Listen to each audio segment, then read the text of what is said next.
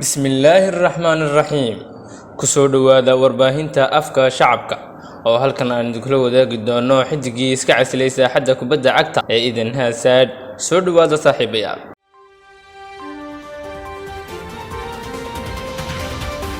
waxaa habeenkii xalay ahaa oo ay ku beegnayd 12 Oktoobar 2023 waxay adduunka kubadda cagta u ahayd maalin aan wanaagsanayn maxaa yeelay waxa ciyaaraha kubadda cagta maca salaameeyay xidigii weynaa Eden Hazard oo habeenkii xalay ahaa ku dhawaaqay inuu soo gabagabeeyay xirfadiisa kubadda cagta xidigii heer caalamiga ahaa ee u dhashay wadanka Belgium ayaa ansixiyay inuu kansalo qandaraaska uu kula jiray kooxdiisa Real Madrid intii laga guda jiray xagaagii hore kadib markii lacag ka badan 130 milyan ay kala soo wareegtay naadiga ka dhisan London ee Chelsea 2019 waxa uu Hazard ku guuldareystay inuu wacdar ka dhigo naadigiisa Real Madrid iyo sidoo kale garoonka Santiago Bernabeu isagoo waqtigiisa inta badan la kulmay dhaawacyo istaba jooga taasoo keentay inuu mustawigiisa hoos u dhaco Hazard ayaa la xiriirinayay inuu dib ugu soo laabto Premier League gaar ahaan kooxda Crystal Palace oo u dhaweyd inay la saxiixato laacibkan laakiin waxa uu go'aansaday inuu soo gabagabeeyo waayihiisa kubadda cagta isagoo 32 jir ah Eden Hazard ayaa barihiisa bulshada uu ku leeyahay ku soo qoray sidan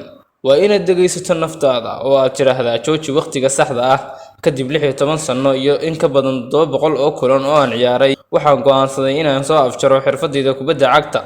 waxaan awooday inaan xaqiijiyo riyadayda intii aan ku guda jiray xirfadayda kubadda cagta waxaan la kulmay tababarayaal waaweyn iyo sidoo kale asxaab aad u fara badan qof kasta oo aan soo wada qaadanay waqti fiican waxaan leeyahay wad maasantiin dhamaantiin waan idin xiisi doonaa waxaan sidoo kale doonayaa inaan u mahad celiyo kooxihii aan u soo ciyaaray oo ay ka mid yihiin kooxda Los Angeles Chelsea iyo sidoo kale kooxda Real Madrid waxaan kale oo si gaar ah ugu mahad celinayaa qoysaskii asxaabtii la taliyaashaydii iyo sidoo kale dadkii soo garab istaagay intaan ku guda jiray saaxadda kubadda cagta haddana waxaa la gaaray waqtigii aan la raaxaysan lahaa dadka ii dhaweeyaan jecelahay xidiga Eden Hazard ayaa xirfadiisa kubadda cagta ku guuleystay isku darka 15 koob kuwaas oo kala ah sida tan 2 Europa League sidoo kale 2 horyaal oo Premier League hal UEFA Cup hal League Cup oo kula guuleystay kooxdiisii hore ee Chelsea sidoo kale intuu ku sugnaa kooxda Real Madrid iyo garoonka Santiago Bernabeu waxa uu ku guuleystay 2 horyaal oo La Liga ah hal Copa del Rey hal Champions League hal FIFA World Cup iyo hal Spanish Super Cup iyo sidoo kale hal Super Cup xidiga Eden Hazard ayaa ugu dambeyntii maca salaameeyay kubadda cagta